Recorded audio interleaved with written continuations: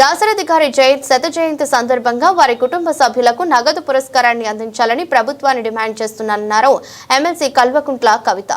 పెద్దలు అందరూ కూడా కోరుకున్నది ఒకటే, ఒక గొప్ప కవి. ఆయనను మనం గుర్తుంచుకున్నాం. ఇంకా ముందు తరాల వాళ్ళు గుర్తుంచుకోవాలంటే సిలబస్లోకి దాశరథి గారి కథలు రావాల్సినటువంటి అవసరం ఉన్నది. సిలబస్లోకి దాశరథి గారి కవితలు రావాల్సినటువంటి అవసరం ఉన్నది. కొంత ప్రయత్నం కేసీఆర్ గారు ఉన్నప్పుడు చేసిండ్రు. సిలబస్లో కానీ దాశరథి గారి అవార్డుని పెట్టడం కానీ ఇవన్నీ కూడా జరిగినాయి.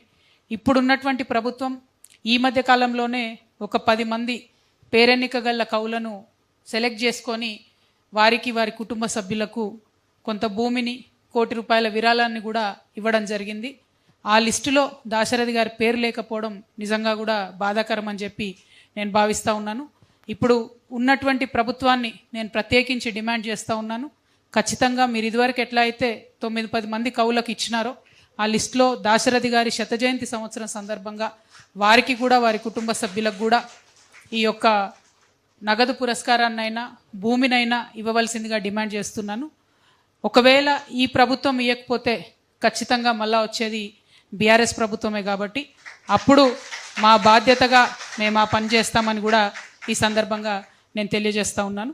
మరి అనేకమైన అంశాలు ఉన్నప్పటికీ అల్టిమేట్గా దాశరథి గారి పేరెత్తుతేనే ఒక ఉత్తేజం, ఆయన రాసినటువంటి ప్రతి పదం కూడా మనకు ఒక ఉద్యమ మార్గంగా చూపించేటటువంటి పరిస్థితి ఉన్నది. కాబట్టి దాశరథి గారిని అట్లానే మన భుజాల మీద మోసుకొని మన ముందు తరాల వారికి అందిస్తాం. దానికి తెలంగాణ జాగృతి నాయకులం కార్యకర్తలం అందరం కూడా ఒక సైనికులుగా పనిచేస్తామని ఈ సందర్భంగా తెలియజేస్తూ థ్యాంక్ యూ. జై తెలంగాణ.